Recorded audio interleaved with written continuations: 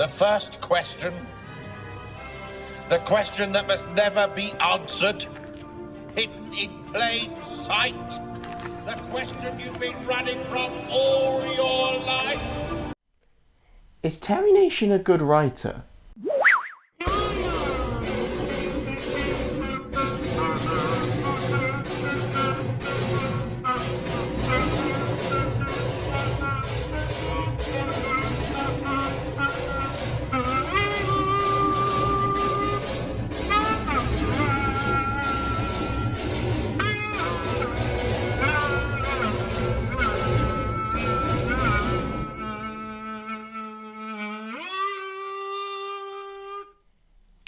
So, I recently put a poll out on Twitter.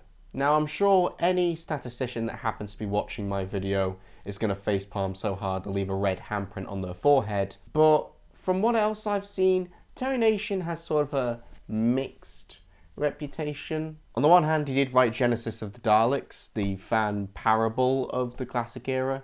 But some of his other stories, even his early work back in the 60s, was criticised for stuff like the pacing, the reusing of ideas, the kind of generic space adventure kind of feel. The interesting thing about him to me is that for all he's credited as the creator of the Daleks, that's probably his least worthwhile contribution to Doctor Who. The Daleks have persevered really because of their design, which we'll get to in a second. Nation is kind of the Maxine Alderton of his day. I think Terry Nation was very much just an ideas man. Like, take the first episode. The premise is actually really good. A petrified jungle, bodies of creatures that turn to dust if you so much as touch them, a shining city off in the distance. I mean, to us, episode 5 may look like obnoxious padding, but back then it would have looked like great adventure storytelling. If I'd been watching the Hartnell era when it came out in the 60s, he'd probably be my favourite writer. At least after this first series.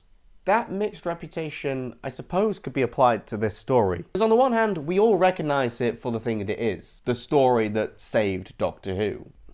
Are you sure we used up all the nuke jokes last week?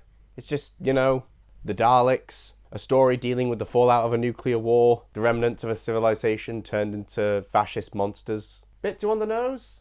Yeah, fair point. What works about the Daleks here? Well, you could easily just say the design and leave it at that. Raymond Kusick, I really hope I pronounced that correctly because he deserves all the credit in the world. Just look at these things. If a single detail was out of place, the whole thing wouldn't work. Just look at some of the early designs for them, or take a look at any of our attempts to come up with as iconic a monster since. We are never going to get a creature design as good as this ever again in the show. But honestly, the thing that really impresses me about the Daleks here is that every single decision that their production team made was the right one. Seriously, stuff that the classic series will come to take for granted later on is done so well here. Like the fact that they got actors, not extras, to play the Daleks, or the flashing lights so they could tell which one was speaking at what time. All these decisions really make these things feel like characters and not just props. David Whittaker is also still doing good work as script editor. Terry did write a good script, but David sometimes put a bit of substance into our main characters, which, to make sure that, they weren't sold short. We've got the Doctor's arc continuing from Unearthly Child. This is the first time he meets someone he's morally repulsed by. He's a little callous and he's quite selfish and manipulative, but he will take a stand against something this evil. That's sheer murder.